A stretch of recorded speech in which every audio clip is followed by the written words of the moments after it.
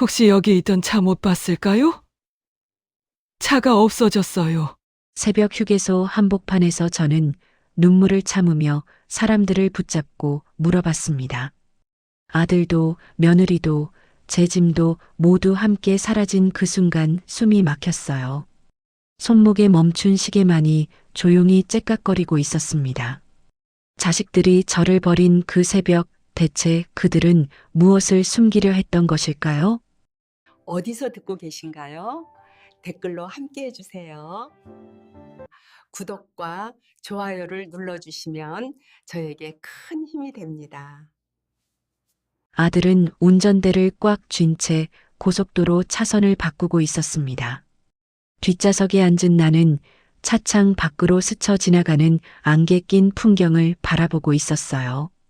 며느리는 조수석에서 팔짱을 낀 채 입을 굳게 다물고 있었고 차 안은 히터 소리만 들릴 뿐 아무도 말이 없었습니다. 새벽부터 달려온 길이었지만 누구 하나 졸음을 호소하지 않았고 나 역시 눈을 붙일 생각이 들지 않았어요. 창밖으로 보이는 가로등 불빛들이 하나씩 뒤로 사라져갔고 멀리 산자락이 희미하게 윤곽을 드러내고 있었습니다. 화장실. 며느리가 짧게 던진 말이었습니다. 목소리는 낮았지만 날카로운 무언가가 섞여 있었어요. 아들은 대답 없이 핸들을 틀어 휴게소 진입로로 차를 몰았고 나는 뒷좌석에서 몸을 일으켜 앞좌석 사이로 휴게소 건물을 바라봤습니다. 주차장엔 차들이 드문드문 서 있었고 건물 불빛만이 희미하게 새벽 어둠을 밝히고 있었어요. 백미러에 비친 아들의 눈빛을 보려 했지만 그는 고개를 돌리지 않았습니다. 차가 멈추자마자 며느리가 문을 열고 내렸습니다. 아들도 벨트를 풀며 잠시 기다리라는 듯 뒤를 돌아보더니 차 밖으로 나갔어요. 나는 뒷좌석에 그대로 앉아서 두 사람이 나란히 건물 쪽으로 걸어가는 모습을 지켜봤습니다. 며느리는 보폭이 빨랐고 아들은 그 뒤를 조금 떨어져서 따라가고 있었어요. 두 사람 사이의 거리가 점점 벌어지는 것처럼 보였지만 이내 건물 입구에서 며느리가 멈춰 서서 아들을 기다리는 모습이 보였습니다. 나는 차 문을 열고 천천히 밖으로 나왔습니다. 새벽 공기가 얼굴에 닿았지만 상쾌하다는 느낌은 들지 않았어요. 그저 차갑고 서늘할 뿐이었습니다. 가방을 챙겨 어깨에 메고 휴게소 입구 쪽으로 걸음을 옮겼어요. 주차장 바닥엔 어제 내린 비자국이 아직 남아 있었고 발걸음을 옮길 때마다 신발 밑창에서 물기가 스며드는 소리가 났습니다.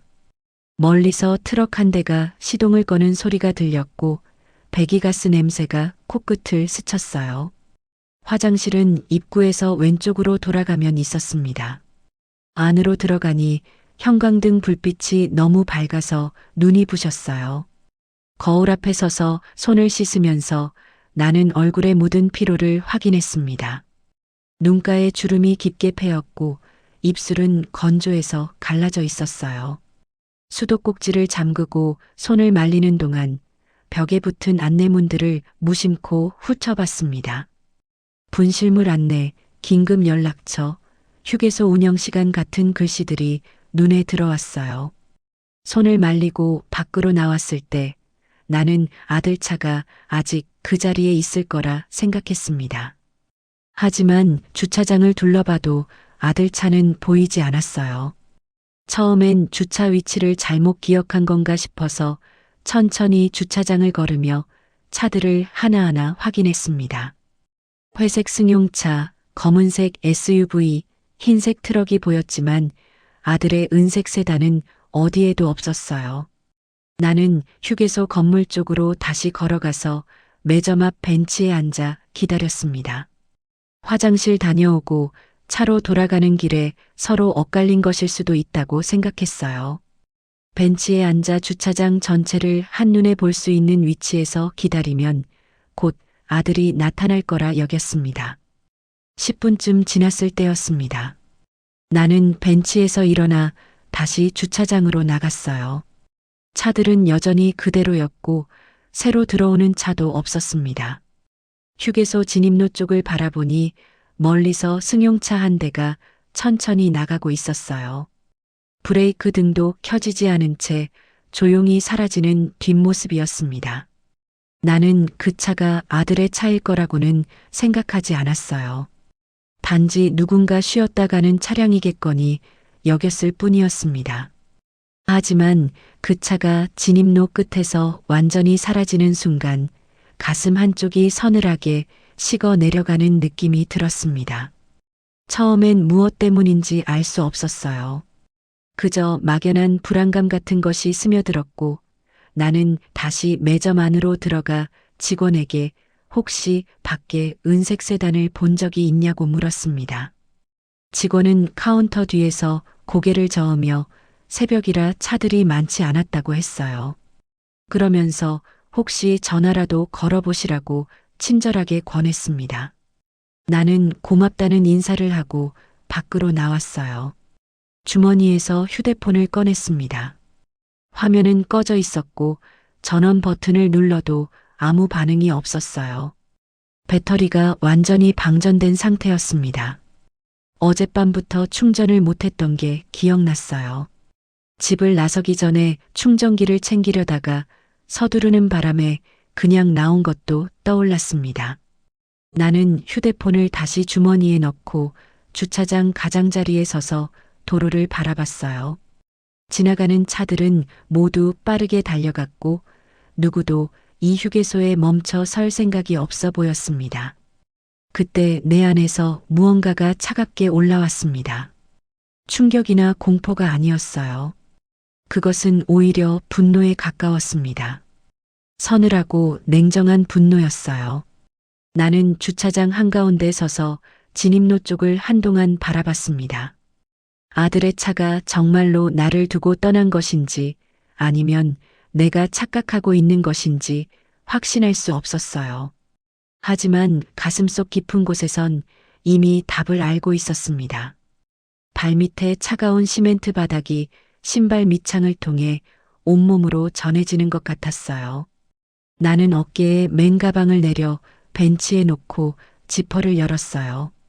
옷가지 사이에서 지갑을 꺼내 펼쳤습니다. 카드 몇 장과 신분증이 보였고 지갑 안쪽 깊숙한 곳에 접힌 종이 몇 장이 숨겨져 있었어요.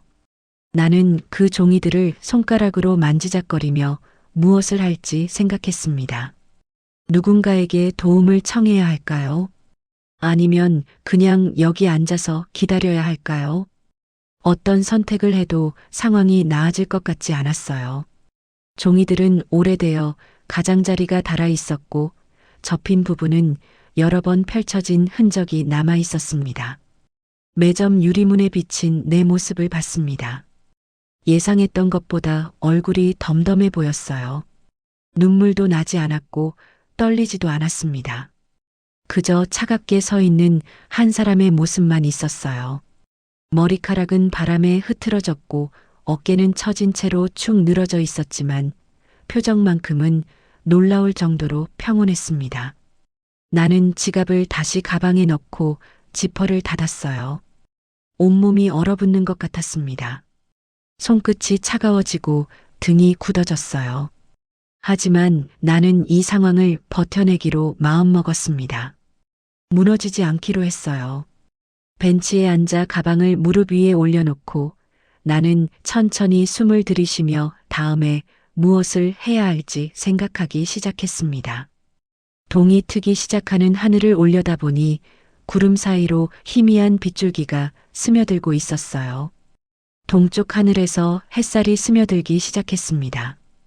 희미했던 주차장 윤곽이 점점 선명해지면서 벤치에 앉아있던 나는 주변을 천천히 둘러봤어요. 아직 차들은 많지 않았고 매점 안에선 직원이 진열대를 정리하는 모습이 보였습니다. 휴게소 건물 옥상에 설치된 간판이 햇빛을 받아 반짝였고 멀리 고속도로에선 트럭들이 지나가는 소리가 들렸어요. 나는 가방을 무릎 위에 올려놓은 채 그 소리를 듣고 있었습니다. 기다려야 한다. 속으로 이렇게 속삭였습니다. 어쩌면 아들이 주차 위치를 착각해서 다른 곳을 돌고 있을 수도 있다고 생각했어요. 화장실에 가면서 서로 엇갈렸거나 아니면 주유소 쪽으로 잠시 갔을 수도 있다는 생각이 들었습니다. 나는 깊게 숨을 들이쉬고 천천히 내쉬었어요. 호흡을 정리하면서 마음을 가라앉히려 애썼습니다. 벤치 등받이에 기댄 채 다리를 꼬고 앉아 진입로 쪽을 계속 주시했어요. 주차장 끝쪽에서 트럭 한 대가 시동을 걸고 있었습니다. 운전석에서 내린 기사가 차체를 한 바퀴 돌며 타이어를 확인하고 있었어요. 나는 자리에서 일어나 그쪽으로 걸어가려다가 멈췄습니다. 다가가서 도움을 청하려던 발걸음이 저절로 멈춰졌어요. 그 기사에게 무슨 말을 해야 할지, 어떻게 설명해야 할지 갑자기 막막해졌습니다. 나는 다시 벤치로 돌아와 앉았어요. 트럭 기사는 이내 운전석으로 올라가더니 천천히 주차장을 빠져나갔습니다. 전날 밤이 떠올랐습니다. 집에서 짐을 싸고 있을 때였어요. 나는 2층에서 가방을 꾸리고 있었고 아래층에선 아들과 며느리의 목소리가 들렸습니다. 처음엔 무슨 대화인지 알아듣지 못했어요. 목소리가 너무 낮았기 때문이었습니다. 하지만 계단 쪽으로 다가갔을 때 며느리의 말투가 평소와 다르게 날카롭다는 걸 느낄 수 있었어요. 아들은 거의 대답하지 않았고 가끔 짧게 한마디씩 내뱉을 뿐이었습니다. 그날 오후엔 아들이 서재에 들어가 있었습니다. 나는 복도를 지나다가 서재 문틈으로 안을 보게 됐어요. 아들은 책상 서랍에서 서류 봉투를 꺼내 펼쳐보고 있었습니다. 무언가를 확인하는 듯 종이를 들여다보더니 갑자기 며느리의 발소리가 들리자 황급히 서류를 봉투에 넣고 서랍 깊숙이 밀어 넣었어요. 서랍을 잠그고 열쇠를 주머니에 넣는 모습까지 봤습니다. 나는 그때 이상하다고 생각했지만 특별히 물어보진 않았어요. 며느리가 그날 저녁 부엌에서 속삭인 말도 기억났습니다. 아들과 나란히 서서 설거지를 하고 있을 때였어요. 나는 거실에 앉아 텔레비전을 보는 척하면서 두 사람의 대화를 엿들었습니다. 며느리가 낮은 목소리로 이번엔 확실해라고 말했어요. 그 말이 무엇을 의미하는지 알 수 없었지만 목소리엔 묘한 확신 같은 게 담겨 있었습니다. 아들은 여전히 침묵했고 물 흐르는 소리만 들렸어요. 나는 벤치에 앉아 그 장면들을 되짚어 보면서 일부러 기억이 흐린 척 눈을 감았습니다. 기억을 정리하는 것처럼 보이려 했어요. 햇빛이 눈꺼풀을 통해 붉게 들어왔고 귓가로 바람소리가 스쳐 지나갔습니다. 하지만 머릿속에선 어젯밤과 그제의 장면들이 계속 재생되고 있었어요. 서류 봉투를 숨기던 아들의 손놀림, 며느리의 낮게 깔린 목소리, 그리고 차 안에서 흘렀던 침묵이 모두 연결되는 것 같았습니다. 무의식적으로 손목시계를 만졌습니다. 금속 감촉이 차가웠어요. 아버지에게서 물려받은 시계였고 오래되어 유리 표면엔 작은 흠집들이 나 있었습니다. 시계바늘을 보니 이미 1시간이 넘게 지나 있었어요. 나는 시계줄을 만지작거리며 주차장 진입로를 다시 바라봤습니다. 차들이 몇 대 더 들어왔지만 아들의 차는 여전히 보이지 않았어요. 속이 쓰려왔습니다. 아침을 거르고 새벽부터 차를 탄 탓이었어요. 위가 비어 있어서 속이 메스껍고 쓰린 느낌이 들었습니다. 나는 자리에서 일어나 매점으로 걸어갔어요. 유리문을 열고 안으로 들어가니 시원한 에어컨 바람이 얼굴에 닿았습니다. 진열대 사이를 천천히 걸으며 물병이 놓인 냉장고로 향했어요. 물 한 병 주세요. 카운터 앞에서 조용히 말했습니다. 직원은 친절하게 웃으며 물값을 알려줬고 나는 지갑에서 천천히 돈을 꺼내 건넸어요. 물병을 받아들고 밖으로 나와 벤치에 다시 앉았습니다. 뚜껑을 열고 물을 한 모금 마시니 차가운 액체가 목을 타고 내려갔어요. 속이 조금 가라앉는 것 같았습니다. 등골이 오싹했습니다. 새벽찬 기운이 아직 가시지 않은 탓도 있었지만 그것만은 아니었어요.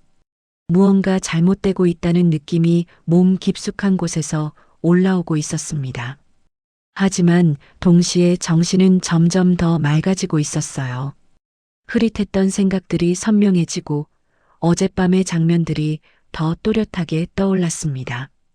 나는 물병을 무릎 위에 올려놓고 주차장을 다시 둘러봤어요. 햇살이 완전히 떠올랐고 주차장엔 이제 차들이 하나둘 더 들어오고 있었습니다. 사람들이 차에서 내려 건물 안으로 걸어가는 모습이 보였어요. 아이들을 데리고 온 가족도 있었고 혼자 커피를 사러 온 사람도 있었습니다. 모두 자기 할 일을 하고 다시 차로 돌아가 떠나갔어요. 나는 여전히 벤치에 앉아 있었습니다. 물병을 한 모금씩 마시며 진입로를 계속 바라봤어요. 아들의 차가 나타나길 기다리면서 동시에 그 차가 다시 돌아오지 않을 거라는 걸 어렴풋이 알고 있었습니다. 하지만 그 생각을 머릿속에서 지우고 계속 기다리기로 했어요.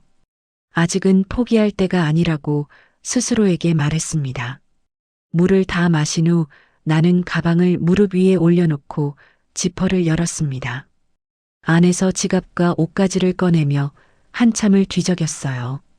손끝에 뭔가 딱딱한 종이 조각이 만져졌습니다. 작은 명함이었어요. 꺼내서 펼쳐보니 청년의 이름과 전화번호가 적혀 있었습니다. 한 달 전쯤 동네 병원에서 우연히 만났던 청년이었어요. 복도에서 부딪혔을 때 그가 건넨 명함이었는데 그때 나는 별 생각 없이 가방에 넣어뒀던 게 기억났습니다. 명함을 뒤집어 보니 뒷면에 작은 글씨로 또 다른 번호가 적혀 있었습니다. 잉크가 약간 번진 흔적이 있었고 손글씨로 휘갈겨 쓴 듯 보였어요. 나는 명함을 손에 쥐고 자리에서 일어났습니다. 매점으로 걸어가며 유리문 너머로 카운터에 앉아 있는 직원을 봤어요. 문을 열고 안으로 들어가니 직원이 고개를 들어 나를 바라봤습니다. 죄송한데요. 이 번호로 전화 좀 걸어야 하는데 제 휴대폰이 꺼져서요. 명함 뒷면을 보여주며 조심스럽게 말했습니다. 직원은 잠시 망설이더니 고개를 끄덕이며 카운터 아래에서 자신의 휴대폰을 꺼냈어요. 화면을 켜서 내게 건네주며 천천히 쓰시라고 했습니다. 나는 고맙다는 인사를 하고 휴대폰을 받아들었어요. 손이 떨렸습니다. 명함을 한 손에 쥐고 다른 손으로 번호를 누르려 했지만 손가락이 말을 듣지 않았어요. 숫자 버튼을 누를 때마다 손끝이 미세하게 흔들렸고 한참을 들여다본 끝에 겨우 번호를 입력했습니다. 통화 버튼을 누르고 휴대폰을 귀에 갖다 댔어요. 심장이 빠르게 뛰는 소리가 귓속에서 울렸습니다. 연결음이 울렸습니다. 한 번, 두 번, 세 번 울리더니 갑자기 뚝 끊겼어요. 나는 휴대폰을 귀에서 떼어내 화면을 확인했습니다. 통화 종료라는 글씨가 떠 있었어요. 직원이 무슨 일이냐고 물었지만 나는 대답하지 않고 다시 번호를 눌렀습니다. 손이 더 심하게 떨렸지만 이번엔 조금 빨리 번호를 입력할 수 있었어요. 다시 연결음이 울렸습니다. 이번엔 두 번째 신호음이 끝나기도 전에 전화가 연결됐어요. 숨소리가 먼저 들렸고 이어서 청년의 목소리가 들렸습니다. 여보세요. 놀란 것 같았습니다. 목소리가 약간 높았고 숨을 헐떡이는 소리도 들렸어요. 나는 잠시 입을 열지 못하고 있다가 천천히 말을 꺼냈습니다. 저 병원에서 뵀던 사람입니다. 기억하시나요? 아, 네. 기억해요. 무슨 일이세요? 청년은 금방 진정한 듯 차분하게 물었어요. 나는 지금 휴게소에 있다고 말했습니다. 아들 차를 타고 오다가 화장실에 잠깐 들렀는데 차가 사라졌다고 설명했어요. 말을 하면서도 이 상황이 얼마나 황당하게 들릴지 알 수 있었습니다. 하지만 청년은 끼어들지 않고 끝까지 들었어요. 급히 와줘야 할 것 같아요. 여기 혼자 있기가. 말끝을 흐렸습니다. 더 이상 무슨 말을 해야 할지 떠오르지 않았어요. 청년은 잠시 침묵하더니 대답했습니다. 바로 갈게요. 어느 휴게소세요? 나는 매점 직원에게 이곳이 어디냐고 물었고 직원이 휴게소 이름을 알려줬어요. 청년에게 그대로 전달하자 알겠다며 30분 안에 도착하겠다고 했습니다. 통화가 끊기고 나는 휴대폰을 직원에게 돌려줬어요. 심장이 멎는 줄 알았습니다. 가슴이 너무 빠르게 뛰어서 숨을 제대로 쉴 수 없었어요. 카운터에 손을 짚고 잠시 서 있다가 밖으로 나왔습니다. 벤치로 돌아와 앉았지만 가만히 있을 수가 없었습니다. 다리를 꼬았다가 풀었다가 반복했어요. 발끝을 움직이며 바닥을 톡톡 두드렸습니다. 불안한 마음이 몸을 통해 새어나오는 것 같았어요. 청년이 정말 올까요? 오더라도 무슨 도움을 줄 수 있을까요? 이런 생각들이 머릿속을 맴돌았습니다. 손목시계를 봤습니다. 청년이 30분 안에 온다고 했으니 그 시간을 기다려야 했어요. 시계바늘을 보며 시간을 확인하다가 문득 시계 뒷면을 본 적이 없다는 생각이 들었습니다. 나는 시계줄을 풀어 손목에서 벗겼어요. 뒷면을 뒤집어 보니 작은 글씨들이 새겨져 있었습니다. 아버지가 이 시계를 살 때 새긴 날짜였어요. 그런데 그 아래 작은 글씨로 또 다른 날짜가 보였습니다. 눈을 가늘게 뜨고 자세히 들여다봤습니다. 날짜가 2개 새겨져 있었어요. 하나는 아버지가 시계를 산 날이었고 다른 하나는 내가 알지 못하는 날짜였습니다. 그 날짜를 보는 순간 머릿속이 하얘지는 느낌이 들었어요. 손에 쥔 시계가 무겁게 느껴졌고 손바닥에선 땀이 배어나왔습니다. 이 모든 것이 계획이었을까요? 그런 생각이 스쳐 지나갔습니다. 아들이 갑자기 휴게소에 들른 것, 며느리가 화장실을 언급한 것, 차가 사라진 것까지 모두 미리 짜인 각본 같았어요. 하지만 확신할 수는 없었습니다. 단지 막연한 직감만 있을 뿐이었어요. 나는 시계를 다시 손목에 채우고 시계줄을 조였습니다.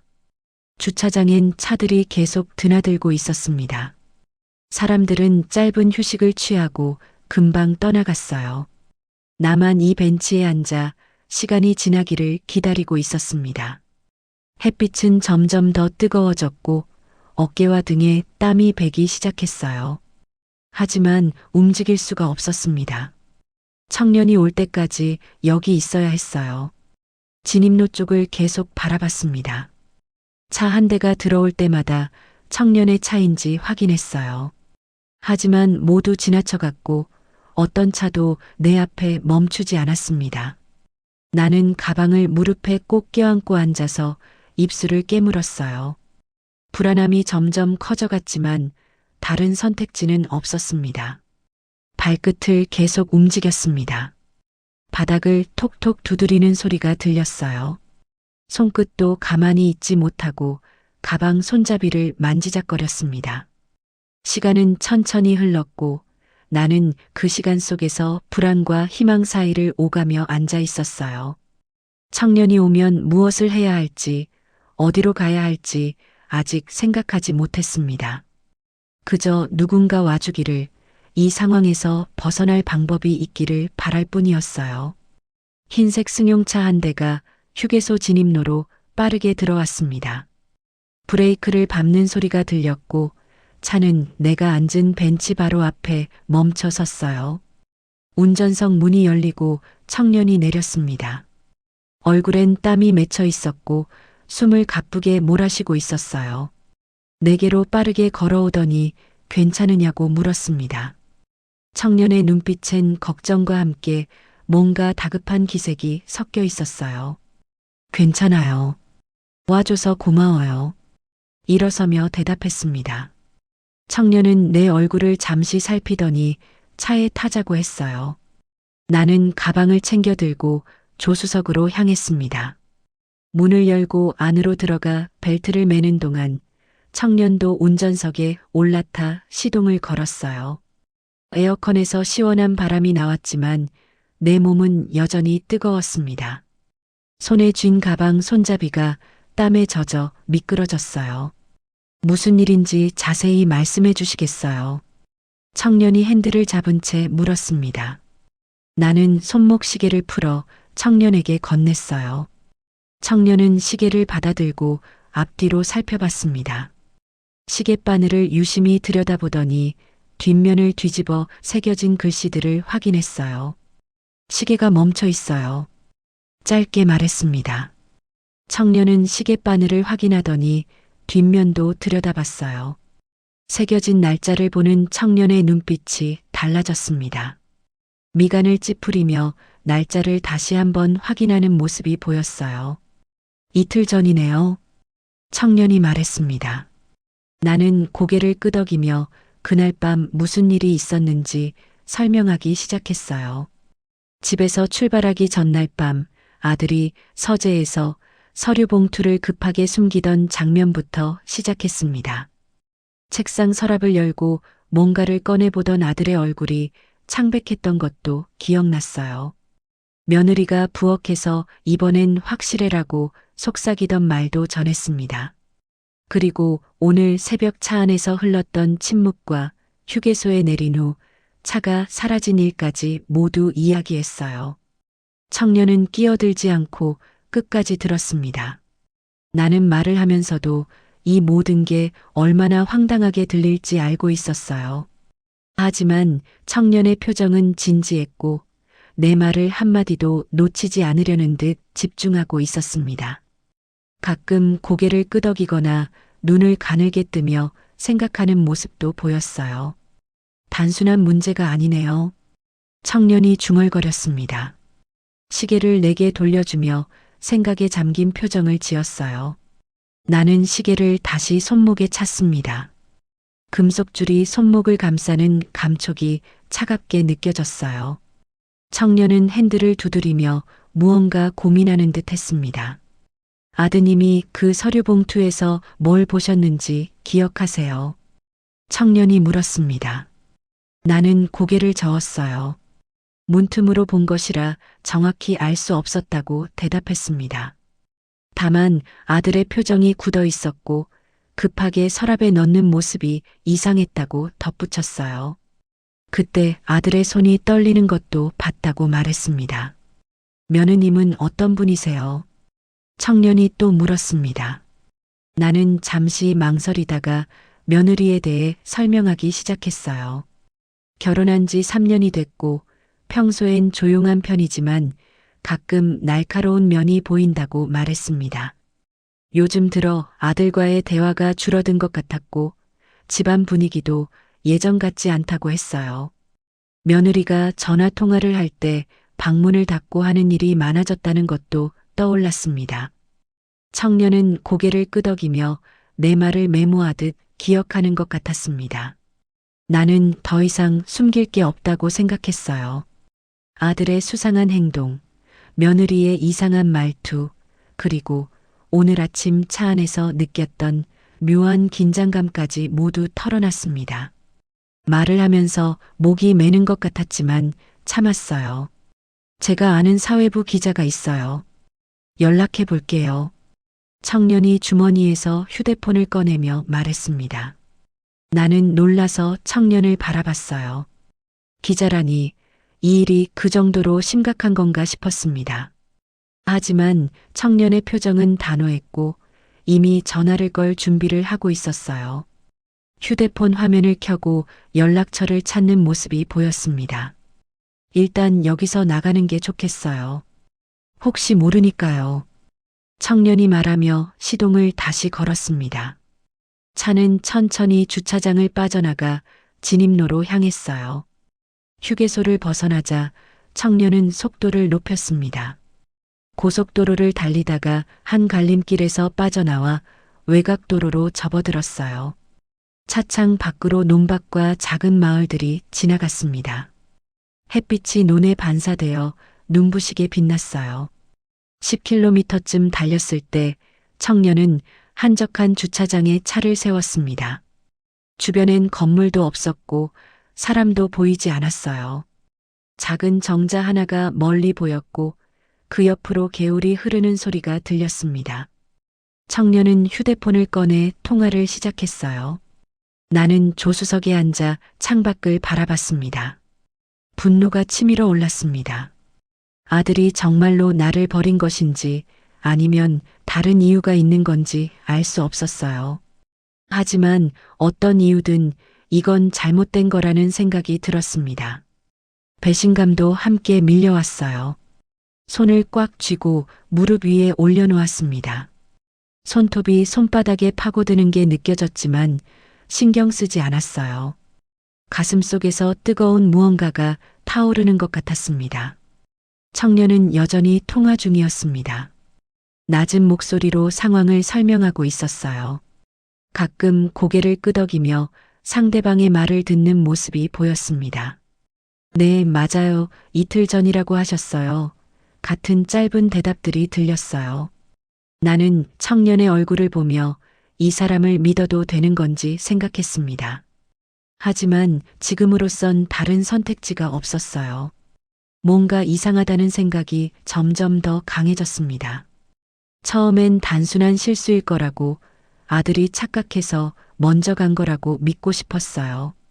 하지만 시간이 지날수록 그게 아니라는 확신이 들었습니다.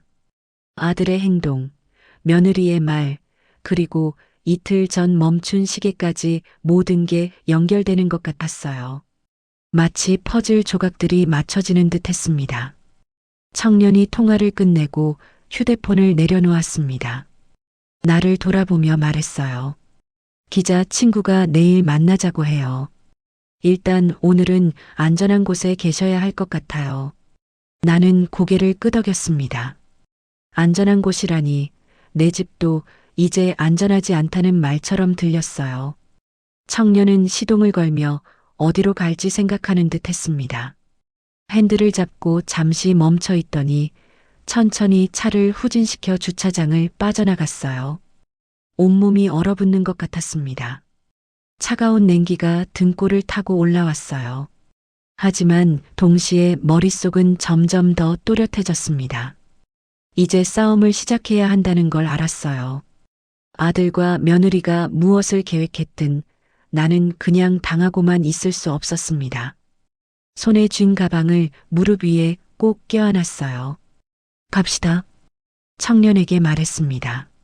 목소리는 떨리지 않았어요.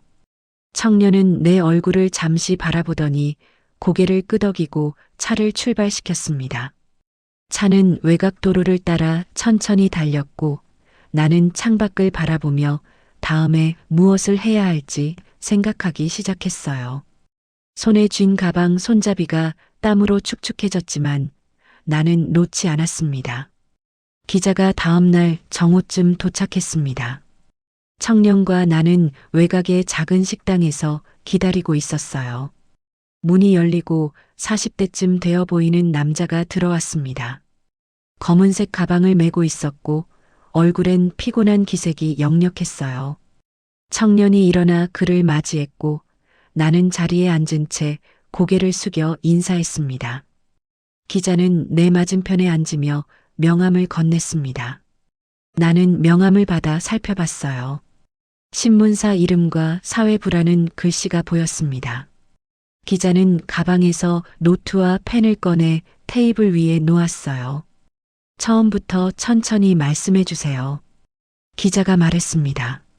나는 어제 청년에게 했던 이야기를 다시 꺼냈어요. 휴게소에서 벌어진 일, 아들의 수상한 행동, 며느리의 이상한 말투까지 하나하나 설명했습니다. 기자는 중간중간 끄덕이며 메모를 했어요. 시계를 보여주시겠어요? 기자가 손을 내밀었습니다. 나는 손목 시계를 풀어 건넸어요.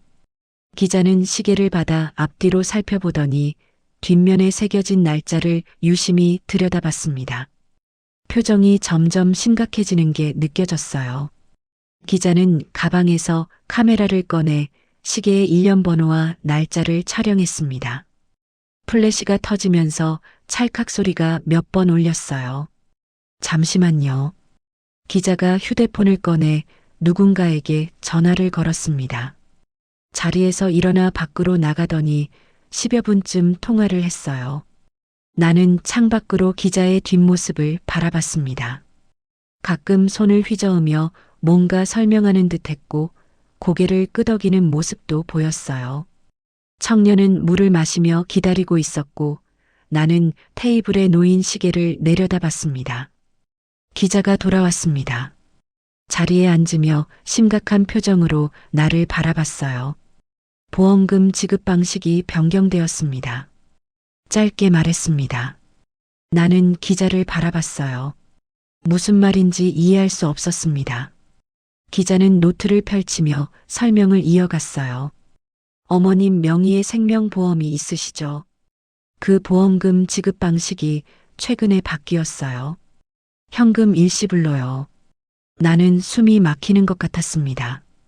보험금이라니 그게 무슨 의미인지 머릿속이 복잡해졌어요. 기자는 계속 말했습니다. 변경 날짜가 이틀 전이에요. 시계가 멈춘 날과 같습니다. 눈앞이 캄캄해졌습니다. 손이 떨려서 테이블을 붙잡았어요. 기자는 잠시 말을 멈추고 나를 살폈습니다. 청년이 물을 따라 내 앞에 놓았지만 손을 뻗을 수가 없었어요. 가슴 속에서 무언가가 무너지는 소리가 들리는 것 같았습니다. 그게 무슨 뜻이에요? 겨우 입을 열어 물었습니다. 목소리가 갈라졌어요. 기자는 펜으로 노트를 두드리며 대답했습니다. 보험금 수령인이 아드님으로 되어 있어요. 그리고 지급 방식을 월 지급에서 일시불로 바꿨습니다. 어머님께 무슨 일이 생기면 한 번에 큰 금액을 받게 되는 거죠. 손이 저절로 입을 막았습니다. 믿을 수가 없었어요. 아들이 그런 일을 했다는 게, 나를 그렇게 생각했다는 게 받아들여지지 않았습니다. 기자는 노트를 넘기며 말을 이었어요. 추가로 확인한 게 있습니다. 어머님의 등기부등본을 조회했어요. 나는 고개를 들어 기자를 바라봤습니다. 기자는 가방에서 서류 몇 장을 꺼내 테이블 위에 펼쳤어요. 복잡한 글씨들이 빼곡히 적혀 있었습니다. 근저당 설정이 되어 있더군요. 기자가 서류의 한 부분을 손가락으로 가리켰습니다. 근저당이라는 단어가 눈에 들어왔어요. 나는 그게 무엇인지 정확히 알지 못했지만 좋지 않은 의미라는 건 느낄 수 있었습니다. 집을 담보로 돈을 빌렸다는 뜻이에요. 날짜를 보세요.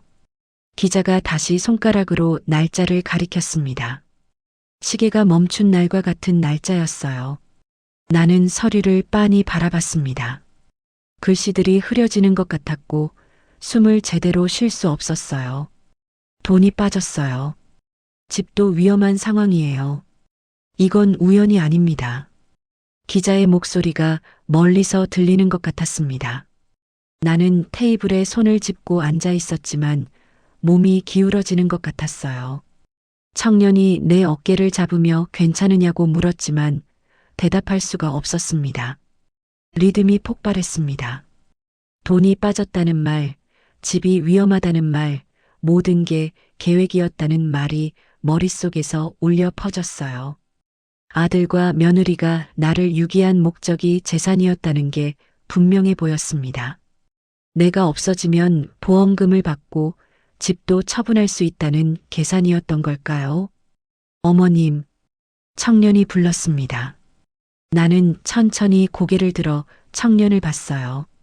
청년의 얼굴이 걱정으로 가득했습니다. 나는 입술을 꽉 깨물었어요. 이를 악물지 않으면 소리가 새어나올 것 같았습니다. 더 알아봐 주세요. 기자에게 말했습니다. 목소리는 떨렸지만 또렷했어요. 기자는 고개를 끄덕이며 노트를 덮었습니다. 알겠습니다. 조금 더 조사해 보겠습니다. 며칠 시간을 주세요. 기자가 말했습니다. 나는 고개를 끄덕였어요. 기자는 서류들을 다시 가방에 넣고 자리에서 일어났습니다. 청년과 짧게 이야기를 나누더니 식당을 나갔어요. 나는 자리에 그대로 앉아 있었습니다. 창밖으로 기자가 차에 타고 떠나는 모습이 보였어요. 청년이 내 옆에 앉으며 물을 권했지만 손을 뻗을 기운이 없었습니다. 가슴이 너무 아파서 숨을 쉴 때마다 찢어지는 것 같았어요. 아들의 얼굴이 떠올랐습니다. 어렸을 때 내 손을 잡고 걷던 모습, 학교에서 돌아와 안기던 모습, 대학에 합격했을 때 기뻐하던 모습이 스쳐 지나갔어요. 그 아들이 지금 나를 이렇게 대하고 있다는 게 믿기지 않았습니다. 손을 떨며 얼굴을 감쌌어요. 괜찮으세요? 청년이 조심스럽게 물었습니다. 나는 고개를 저었어요. 괜찮을 리가 없었습니다. 하지만 여기서 무너질 수는 없었어요. 손을 내리고 청년을 바라봤습니다. 집으로 갈 수 없겠죠? 물었습니다. 청년은 잠시 망설이다가 고개를 끄덕였어요. 나는 가방을 무릎 위에 올려놓고 지퍼를 열었습니다. 지갑을 꺼내 남은 돈을 확인했어요. 많지 않았지만 며칠은 버틸 수 있을 것 같았습니다. 일단 안전한 곳을 찾아야 해요. 청년이 말했습니다. 나는 고개를 끄덕였어요. 안전한 곳, 그게 어디인지 알 수 없었지만 일단 움직여야 했습니다. 자리에서 일어나 가방을 챙겼어요. 다리가 후들거렸지만 억지로 힘을 주고 걸었습니다. 사흘이 지났습니다. 청년은 나를 외곽의 작은 모텔에 머물게 해줬어요. 방은 좁았지만 깨끗했고 창밖으로 논밭이 보였습니다. 나는 대부분의 시간을 침대에 앉아서 보냈어요. 먹을 것도 제대로 넘어가지 않았고 잠도 거의 오지 않았습니다. 머릿속엔 기자가 했던 말들이 계속 맴돌았어요. 청년이 문을 두드렸습니다. 나는 일어나 문을 열었어요.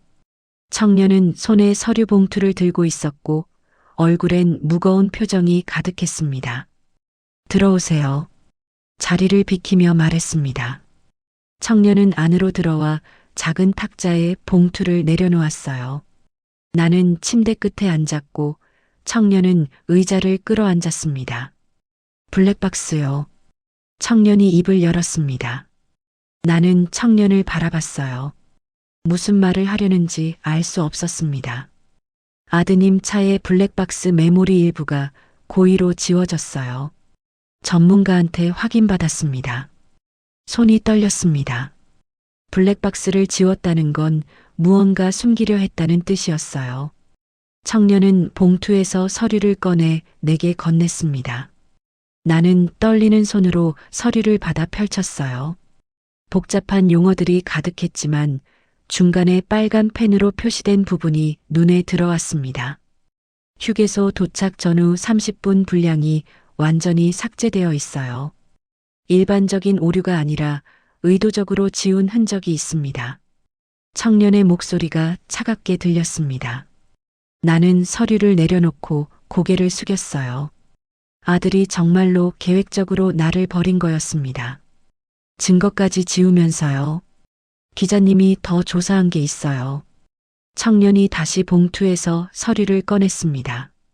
이번엔 여러 장이었어요. 청년은 서류들을 탁자 위에 펼쳐놓으며 설명하기 시작했습니다. 아드님이 다니는 회사 내부 문서에 접근했대요. 보험금의 사용처를 추적했더니요. 나는 서류를 내려다봤습니다. 숫자들과 날짜들이 빼곡히 적혀 있었어요. 청년이 한 부분을 손가락으로 가리켰습니다. 어머님의 보험금이 아드님 개인 계좌가 아니라 회사 명의로 이동한 흔적이 있어요. 정확히는 회사 비자금 계좌로요. 숨이 막혔습니다. 회사 비자금이라니 그게 무엇인지 정확히 알 수 없었지만 불법적인 무언가라는 건 느껴졌어요. 청년은 다른 서류를 펼치며 계속 설명했습니다. 여기 보시면 어머님 이름과 다른 계약자 이름들이 나열되어 있어요. 모두 같은 회사 비자금 계좌로 연결되어 있습니다. 나는 서류에 적힌 이름들을 훑어봤습니다. 낯선 이름들이 줄지어 있었어요. 그 중엔 나와 비슷한 나이대로 보이는 사람들도 있었고 젊은 사람들도 있었습니다.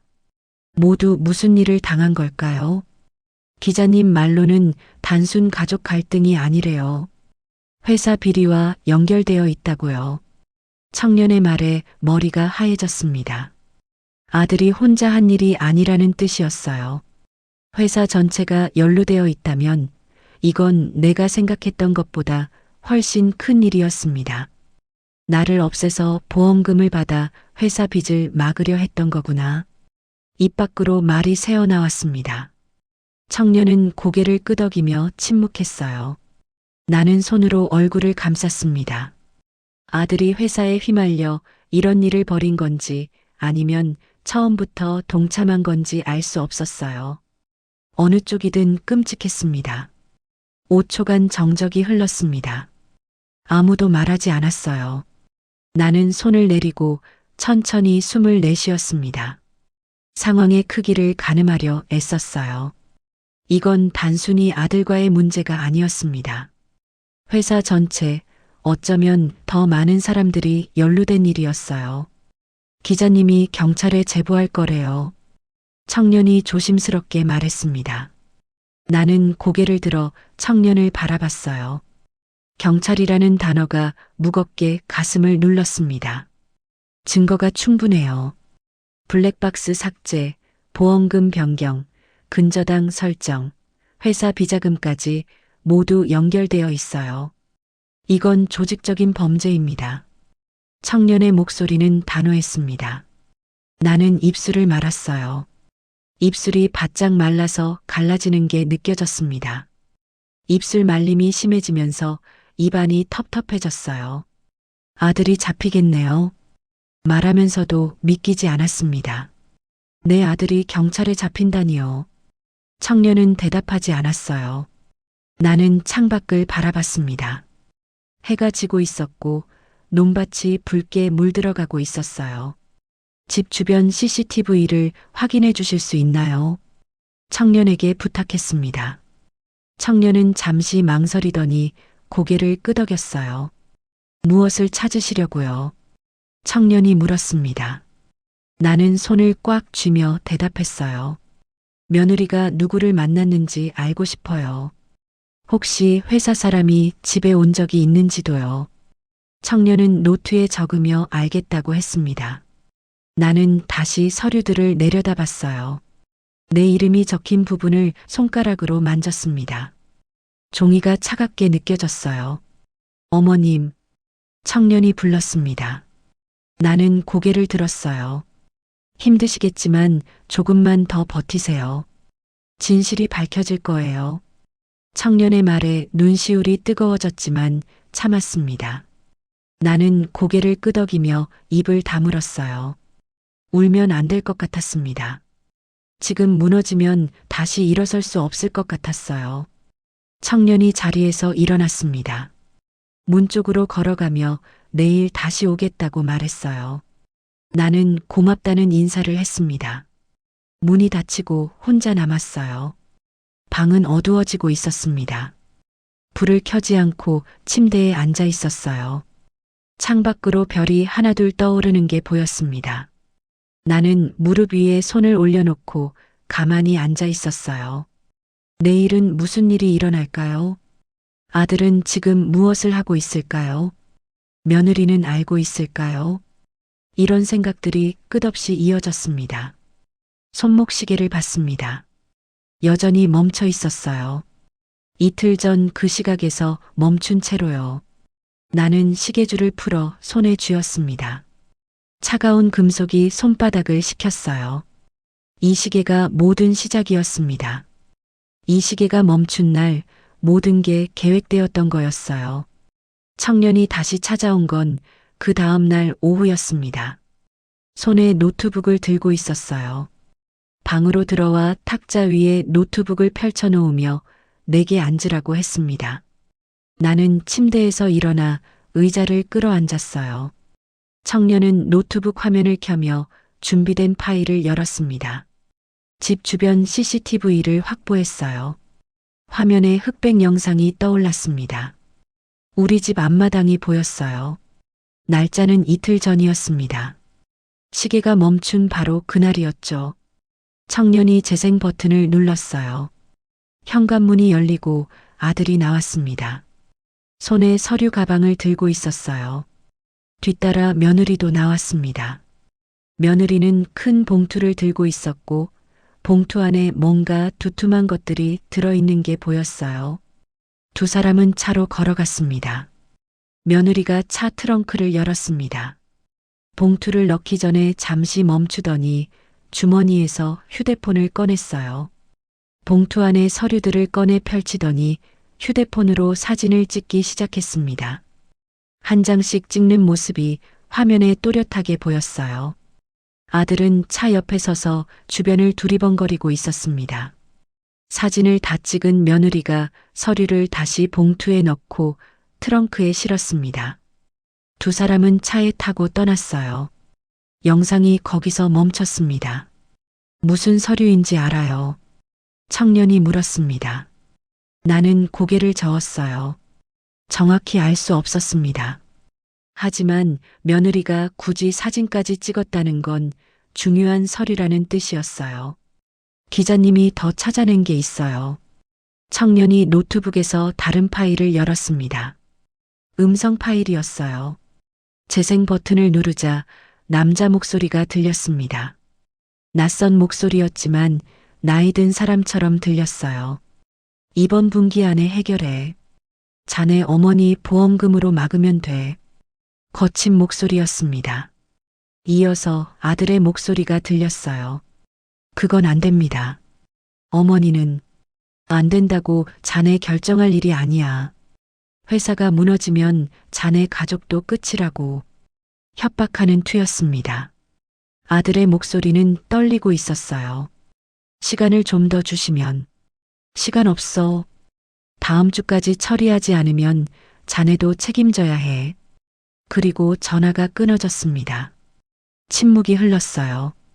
나는 노트북 화면을 멍하니 바라봤습니다. 온몸이 얼어붙었습니다. 아들이 강요당했다는 걸 알았어요. 회사 상사가 아들을 협박해서 내 보험금으로 회사 빚을 막으라고 시킨 거였습니다. 하지만 그게 아들의 행동을 정당화할 순 없었어요. 강요당했다고 해도 나를 버린 건 아들이었습니다. 어머님, 청년이 조심스럽게 불렀습니다. 나는 고개를 들어 청년을 봤어요. 아드님께 전화해 보시는 게 어떨까요? 청년의 제안이었습니다. 나는 잠시 생각하다가 고개를 끄덕였어요. 청년은 자신의 휴대폰을 건넸습니다. 휴대폰을 들고 아들의 번호를 눌렀습니다. 손이 떨렸지만 참았어요. 연결음이 울렸고 세 번째 신호음에 아들이 전화를 받았습니다. 여보세요. 아들의 목소리였습니다. 나는 숨을 깊게 들이쉬고 말했어요. 나야. 잠시 침묵이 흘렀습니다. 아들이 놀란 것 같았어요. 어머니, 어디 계세요? 목소리가 떨리고 있었습니다. 나는 모르는 척 연기했어요. 기억이 잘 안 나. 휴게소에서 내렸는데 차가 없더라고. 근처 사람이 도와줘서 지금 좀 쉬고 있어. 거짓말이었습니다. 하지만 아들의 반응을 확인하고 싶었어요. 아, 그랬어요. 죄송해요. 어머니가 화장실 가신 줄 알고 기다렸는데 안 오셔서요. 다시 가봤는데 안 계시길래. 아들도 거짓말하고 있었습니다. 목소리는 안도한 듯 했지만 말끝이 끊기고 있었어요. 나는 그걸 놓치지 않았습니다. 그랬구나. 나도 헷갈렸나 봐. 요즘 깜빡깜빡해서 일부러 기억이 흐릿한 척했습니다. 아들은 재빨리 대답했어요. 병원 가보셔야겠어요. 제가 모시러 갈게요. 어디 계세요? 괜찮아. 좀 쉬면 나아질 거야. 며칠 있다가 연락할게. 전화를 끊었습니다. 휴대폰을 탁자 위에 내려놓고 손을 떨었어요. 아들이 거짓말했습니다. 나를 찾으러 다시 갔다는 말도, 걱정했다는 말도 모두 거짓이었어요. 말끝이 끊기는 걸로 확신할 수 있었습니다. 등골이 오싹했습니다. 내가 당한 거였어요. 아들에게, 며느리에게, 그리고 회사에게 당했습니다. 하지만 동시에 다른 생각이 들었어요. 내가 이길 수 있다는 생각이었습니다. 증거가 있었고 진실을 아는 사람들이 있었어요. 청년이 노트북에서 또 다른 파일을 열었습니다. 문자 메시지 캡처 화면이었어요. 며느님 휴대폰 기록이에요. 기자님이 확보했습니다. 화면을 보니 며느리와 누군가의 대화가 보였습니다. 날짜는 한 달 전이었어요. 문자 내용을 읽기 시작했습니다. 요양원 알아봤어요. 월 150이면 들어갈 수 있대요. 너무 비싸지 않아요. 어머님 집 팔면 되죠. 그거면 몇 년은 되고, 보험금은 우리가 쓰고, 당연하죠. 읽으면서 입술을 깨물었습니다. 요양원에 보낼 계획까지 짜고 있었던 거였어요. 집을 팔아서 요양원 비용을 대고 보험금은 자기들이 쓰겠다는 계획이었습니다. 모든 게 치밀하게 짜여 있었어요. 충분해요. 청년에게 말했습니다. 청년은 고개를 끄덕였어요. 기자님한테 연락할까요? 네. 내일 아침 9시에 고발 기사를 터뜨려 달라고 전해주세요. 목소리는 떨리지 않았습니다. 청년은 놀란 표정으로 나를 봤어요. 확실하세요? 네. 더 이상 기다릴 수 없어요. 청년은 휴대폰을 꺼내 기자에게 연락했습니다. 나는 창밖을 바라봤어요. 해가 지고 있었고 하늘이 붉게 물들어가고 있었습니다. 내일이면 모든 게 드러날 거였어요. 기자는 준비되어 있다고 했습니다. 증거도 충분하고 경찰 제보도 동시에 진행하겠다고 했어요. 청년이 통화를 끝내고 나를 돌아봤습니다. 괜찮으세요? 물었습니다. 나는 고개를 끄덕였어요. 괜찮지 않았지만 괜찮아야 했습니다. 지금 무너지면 안 됐어요. 내일이면 끝나겠네요. 말하면서도 실감이 나지 않았습니다. 청년은 자리에서 일어나 노트북을 닫았어요. 푹 쉬세요. 내일 일찍 오겠습니다. 청년이 나가고 혼자 남았습니다. 방은 어두워졌고 나는 불을 켜지 않았어요. 어둠 속에 앉아 내일을 생각했습니다. 아들의 얼굴이 떠올랐고 며느리의 모습도 보였어요. 그리고 휴게소에서 홀로 남겨졌던 그 아침도 떠올랐습니다. 손목시계를 만졌습니다. 여전히 멈춰 있었어요. 하지만 내일이면 시간이 다시 흐르기 시작할 거였습니다. 나는 일어나 창문 앞에 섰어요. 밤하늘엔 별들이 떠 있었고 멀리서 차 소리가 들렸습니다. 내일 아침이 기다려졌어요. 청년이 아침 일찍 변호사를 데리고 왔습니다. 50대쯤 되어 보이는 여자 변호사였어요. 검은색 정장을 입고 서류 가방을 들고 있었습니다. 나는 침대에서 일어나 옷을 추스르고 그들을 맞이했어요. 변호사는 악수를 청하며 자신을 소개했습니다. 이 사건 충분히 이길 수 있습니다. 변호사가 탁자에 앉으며 말했습니다. 나도 맞은편에 앉았어요. 변호사는 가방에서 서류 뭉치를 꺼내 펼쳤습니다. 소송 준비 서류들이었어요. 보험금 및 재산권 소송을 즉시 준비하겠습니다. 증거가 충분해서 승소 가능성이 높아요. 변호사는 하나하나 설명했습니다. 보험금 변경, 무효 소송, 근저당 설정 취소 소송, 그리고 아들과 며느리를 상대로 한 손해배상 청구까지요.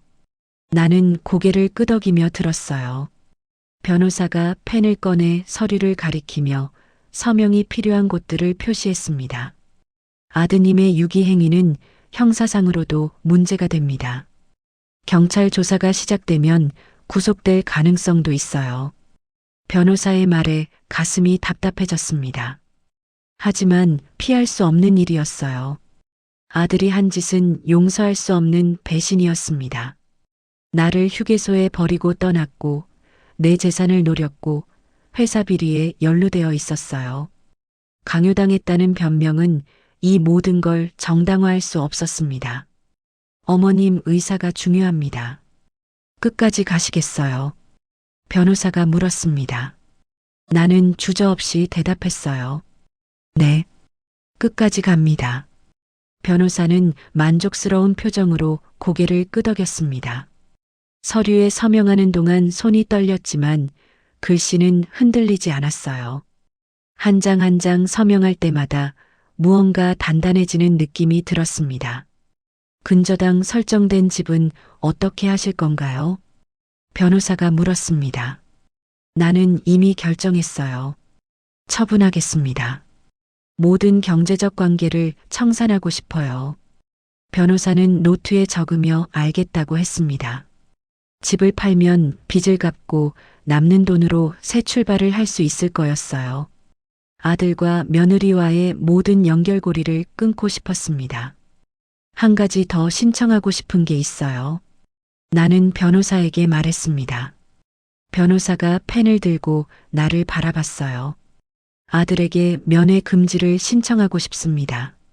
연락도 받지 않겠어요. 변호사는 잠시 놀란 표정을 지었지만 이내 고개를 끄덕였습니다. 노트에 적으며 접근 금지 명령도 함께 신청하겠다고 했어요. 심리전이었습니다.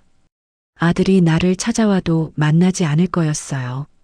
변명을 들을 생각도 없었습니다. 변호사가 서류를 정리하고 일어났습니다. 며칠 안에 소송이 시작될 거라고 했어요. 법원 출석 날짜가 정해지면 연락하겠다고 했습니다. 변호사가 나가고 청년만 남았어요. 나는 가방을 열어 손목 시계를 꺼냈습니다. 이틀 전에 멈춘 시계였어요. 시계바늘은 여전히 그 시각을 가리키고 있었습니다. 나는 시계 옆면에 있는 태엽을 돌리기 시작했어요. 오랫동안 돌리지 않아서 뻣뻣했지만 천천히 돌아갔습니다. 태엽을 끝까지 감았습니다. 시계바늘이 움직이기 시작했어요. 똑딱 소리가 들렸습니다. 시계가 다시 살아났어요. 나는 시계를 손목에 찼습니다. 차가운 금속이 피부에 닿았고 시계바늘이 현재 시각을 향해 움직여갔어요. 이제 내 시간대로 살 차례다. 혼잣말이 입 밖으로 나왔습니다. 청년이 나를 바라봤지만 아무 말도 하지 않았어요. 나는 시계를 내려다봤습니다. 바늘이 규칙적으로 움직이고 있었어요. 멈춰있던 시간이 다시 흐르기 시작했습니다. 복수를 시작하는 해방감이 밀려왔습니다. 가슴이 뻥 뚫리는 것 같았어요. 지난 며칠간 느꼈던 무거움이 조금씩 벗겨지는 느낌이었습니다. 아들에게 당하기만 했던 내가 이제 싸우고 있었어요. 법으로, 증거로, 진실로 맞서고 있었습니다. 창밖을 바라봤습니다. 해가 중천에 떠 있었고 하늘은 맑았어요. 내일 아침이면 모든 게 시작될 거였습니다. 기자의 고발 기사가 나가고 경찰 조사가 시작되고 세상이 진실을 알게 될 거였어요. 모든 걸 준비했어요. 청년이 말했습니다. 나는 고개를 끄덕였어요. 기자는 준비를 마쳤고 변호사도 서류를 준비했고 증거들도 모두 확보되어 있었습니다. 내일 아침 9시가 되면 모든 게 폭발할 거였어요. 내일이네요. 청년에게 말했습니다. 청년은 창밖을 바라보며 대답했어요. 네. 내일 아침이면 끝나요. 나는 침대에 앉아 손을 무릎 위에 올려놓았습니다. 떨리지 않았어요. 오히려 차분했습니다. 이 순간을 위해 견뎌왔고 이제 마지막 단계만 남았어요. 리듬이 폭발했습니다. 끝났다는 생각이 들었어요. 긴 악몽이 끝나가고 있었습니다. 해방됐다는 느낌이 온몸을 감쌌어요. 나는 자유로워질 거였습니다. 아들의 그림자에서, 배신의 무게에서, 모든 것에서 벗어날 거였어요. 새 삶이 시작될 거였습니다. 머리가 하얘지는 순간이었습니다. 모든 게 선명해졌어요. 나는 승리할 거라는 확신이 들었습니다. 증거가 있었고, 진실이 있었고, 정의가 있었어요.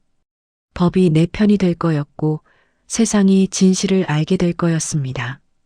오늘은 푹 쉬세요. 내일 일찍 오겠습니다. 청년이 일어서며 말했습니다. 나는 고맙다는 인사를 했어요. 청년이 나가고 혼자 남았습니다. 방은 조용했습니다. 시계바늘 소리만 들렸어요. 똑딱 똑딱 규칙적인 소리가 공간을 채웠습니다. 나는 침대에 누워 천장을 바라봤어요. 내일이면 모든 게 달라질 거였습니다. 손목시계를 다시 봤습니다. 바늘이 움직이고 있었어요. 시간이 흐르고 있었습니다. 내 시간대로, 내 속도로, 내가 원하는 방향으로요. 더 이상 누군가의 계획에 휘둘리지 않을 거였어요. 잠이 왔습니다. 오랜만에 편안한 잠이었어요. 악몽도 없었고 뒤척임도 없었습니다. 그저 깊은 잠에 빠져들었어요. 내일 아침 9시를 위해 몸과 마음을 쉬게 했습니다. 눈을 감으며 마지막으로 생각했습니다. 이제 곧 시작될 거라고요. 진실이 밝혀지고 정의가 실현되고 내가 승리할 거라고요. 손목시계의 똑딱 소리가 자장가처럼 들렸습니다. 나는 그 소리를 들으며 잠들었어요. 청년이 아침 일찍 문을 두드렸습니다. 나는 이미 깨어 있었어요. 창밖으로 해가 떠오르는 걸 보며 앉아 있었습니다. 문을 열자 청년이 태블릿을 들고 서 있었어요. 화면엔 뉴스 기사가 떠 있었습니다. 청년의 눈빛이 흥분으로 반짝이고 있었어요. 나왔어요. 청년이 말했습니다. 아침 9시였어요. 기사가 정확히 약속한 시간에 공개된 거였습니다. 나는 태블릿을 받아들고 화면을 봤어요. 손끝이 화면에 닿는 순간 차가운 감촉이 전해졌습니다. 제목이 크게 박혀 있었습니다. 대기업 간부, 노모보험금 편취 위에 고속도로, 휴게소 6위 그 아래 작은 글씨들이 빼곡했어요. 나는 천천히 기사를 읽기 시작했습니다. 한 줄 한 줄 읽어 내려가면서 가슴이 두근거렸어요. 기사는 처음부터 끝까지 모든 걸 담고 있었습니다. 아들이 회사 상사의 협박을 받았고 내 보험금으로 회사 빚을 막으려 했다는 내용이었어요. 며느리가 요양원 계획을 세우고 집을 처분하려 했다는 것도 나와 있었습니다. 휴게소에 나를 버리고 떠난 정황, 블랙박스를 고의로 삭제한 증거, 근저당, 설정까지 하나도 빠짐없이 폭로되어 있었어요. 기자가 취재한 내용이 세밀하게 정리되어 있었습니다. 손이 떨렸습니다. 하지만 두려움 때문이 아니었어요. 이제 세상이 진실을 알게 된 거였습니다. 더 이상 숨길 수 없게 됐어요. 나는 화면을 스크롤하며 댓글들을 봤습니다. 수백 개의 댓글이 달려 있었고 대부분 아들과 며느리를 비난하는 내용이었어요. 며느님 부분도 자세히 나와 있어요. 청년이 화면을 스크롤하며 보여줬습니다. 며느리가 계획을 주도했다는 내용이 나왔어요. 보험금 변경을 먼저 제안했고 서류를 휴대폰으로 촬영한 것도 며느리였습니다.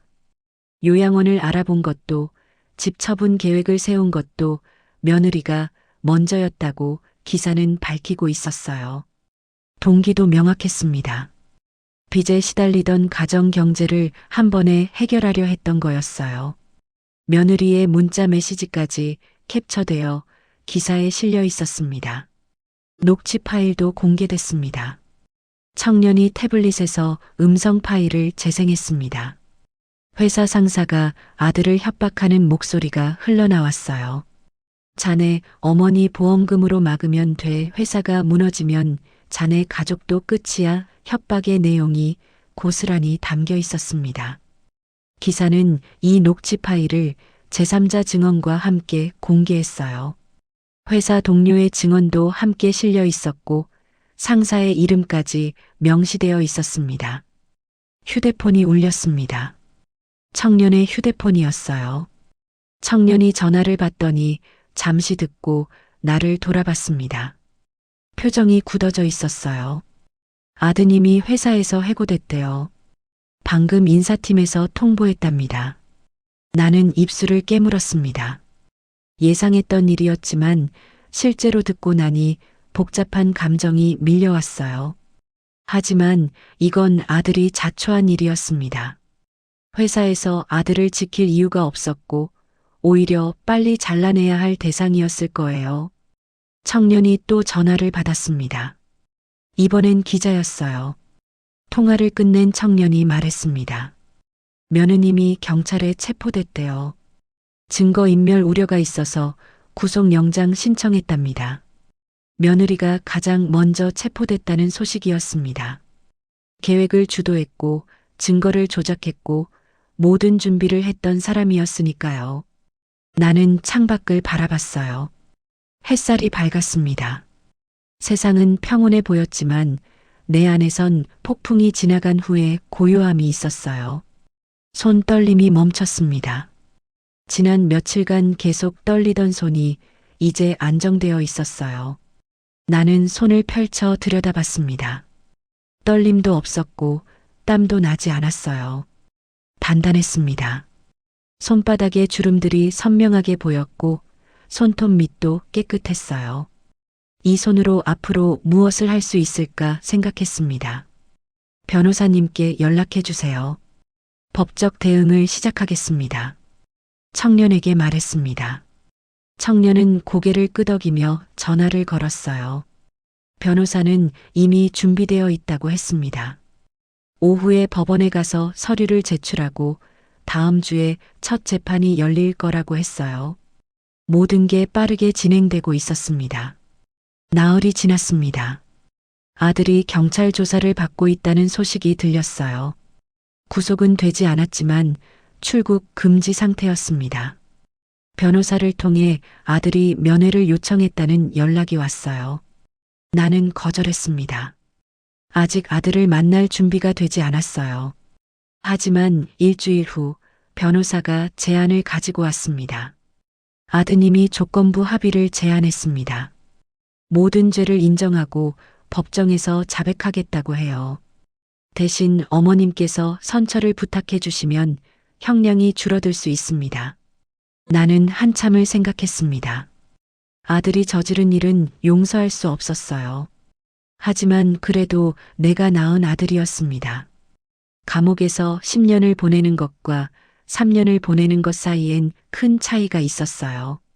아들에게도 다시 시작할 기회가 필요할지 모른다는 생각이 들었습니다. 조건이 있어요.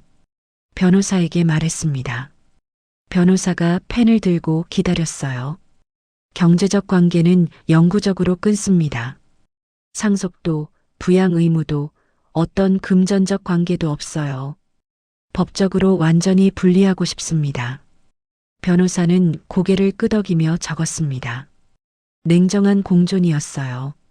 아들의 형량을 줄여주되 내 삶과는 완전히 분리하는 거였습니다. 더 이상 가족이라는 이름으로 묶이고 싶지 않았어요. 혈연은 끊을 수 없지만 관계는 끊을 수 있었습니다. 재판이 열렸습니다. 나는 법정에 섰고 아들도 피고석에 앉아 있었어요.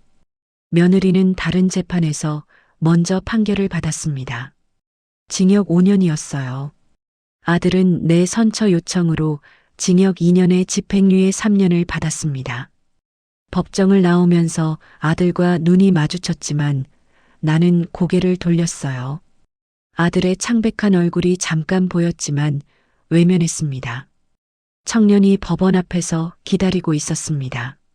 나는 청년에게 다가가 손을 내밀었어요. 정말 고마웠어요.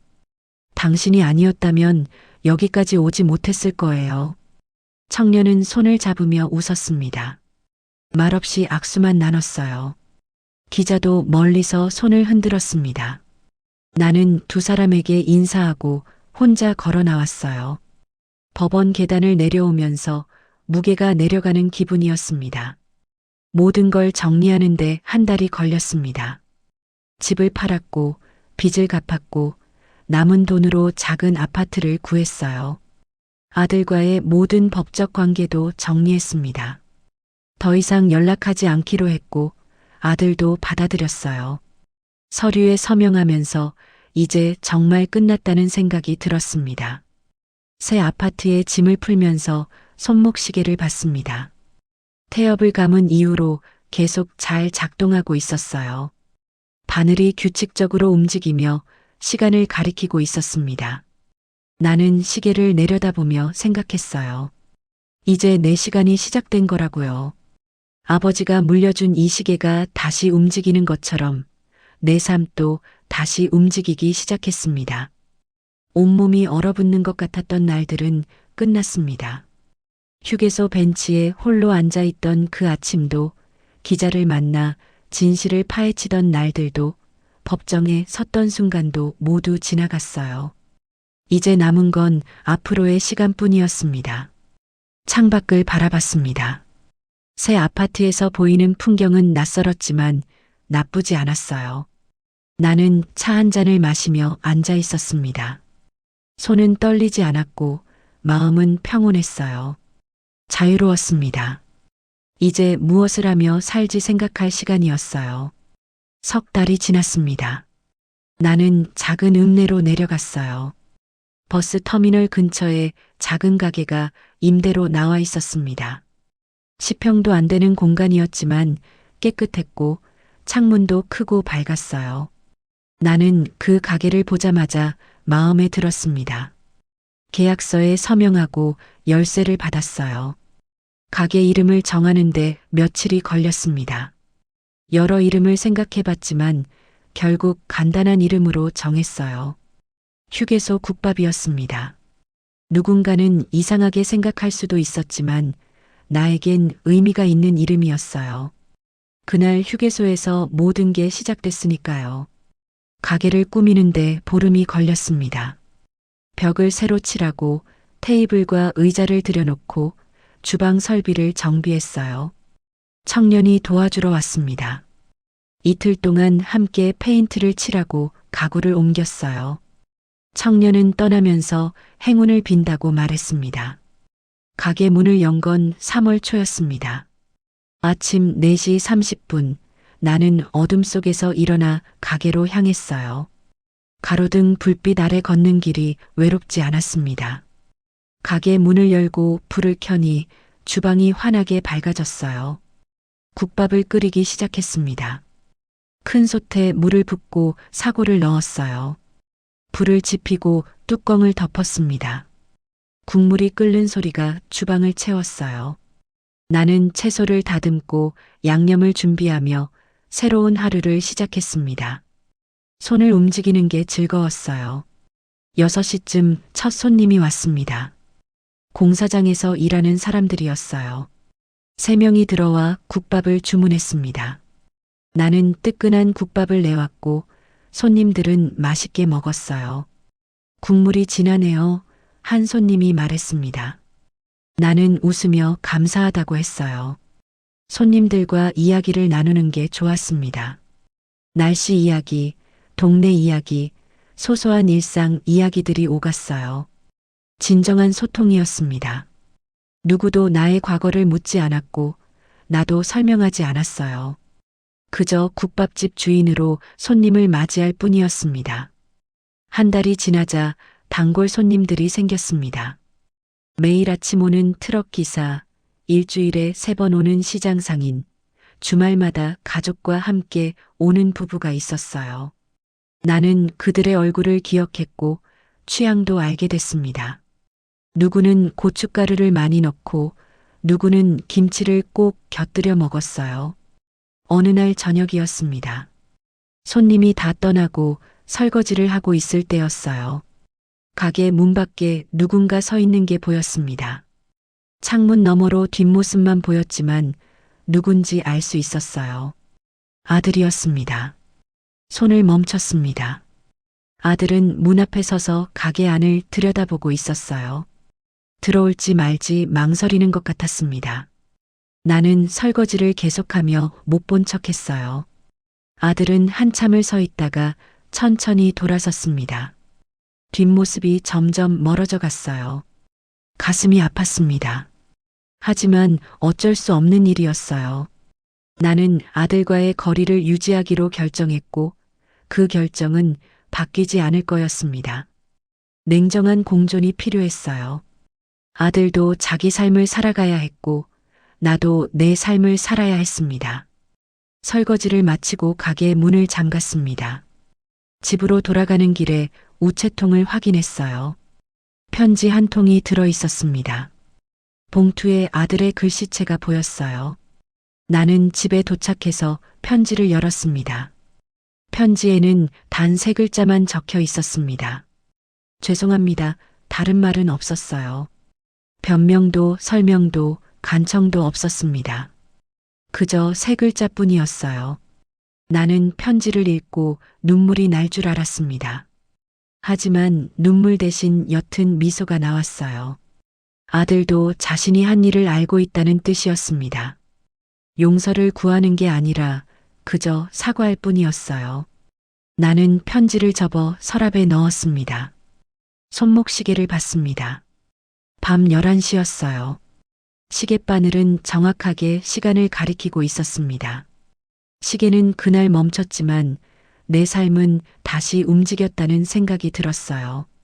휴게소 벤치에 홀로 앉아있던 그 순간 시간이 멈춘 것 같았습니다. 하지만 지금 나는 다시 살아가고 있었어요. 창밖을 바라봤습니다. 읍내의 밤은 조용했어요. 가로등 불빛이 거리를 밝히고 있었고 멀리서 개 짖는 소리가 들렸습니다. 나는 내일 아침 4시 30분에 다시 일어나 가게로 갈 거였어요. 국밥을 끓이고 손님을 맞이하고 이야기를 나눌 거였습니다. 이제 내 삶을 살기로 했습니다. 아들의 그림자에서 벗어나 과거의 무게에서 벗어나 오롯이 나 자신으로 살기로 했어요. 국밥집 주인으로 이 작은 읍내의 한 사람으로 그렇게 살아갈 거였습니다. 침대에 누워 눈을 감았습니다. 손목시계의 똑딱 소리가 들렸어요. 규칙적이고 안정적인 소리였습니다. 그 소리를 들으며 생각했어요. 시간은 멈추지 않는다고요. 어떤 일이 있어도 시간은 계속 흐른다고요.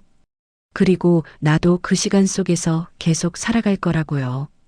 내일이면 또 손님들이 올 거였습니다. 뜨거운 국밥을 먹으며 하루를 시작할 사람들이요. 나는 그들을 맞이할 준비가 되어 있었어요. 웃으며 이야기하며 함께 아침을 나눌 준비가요. 잠이 왔습니다. 깊고 편안한 잠이었어요. 꿈도 없었고 악몽도 없었습니다. 그저 평온한 어둠 속에 빠져들었어요.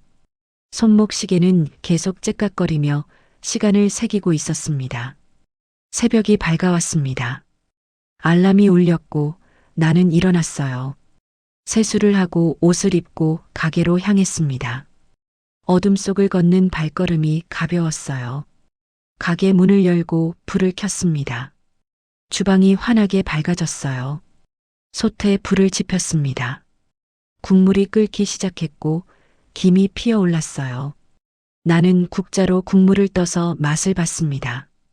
간이 딱 맞았어요. 오늘도 좋은 하루가 될 거였습니다. 문을 열고 손님을 기다렸습니다. 곧 첫 손님이 올 거였어요. 나는 카운터에 앉아 창밖을 바라봤습니다. 동이 트고 있었고 하늘이 점점 밝아지고 있었어요.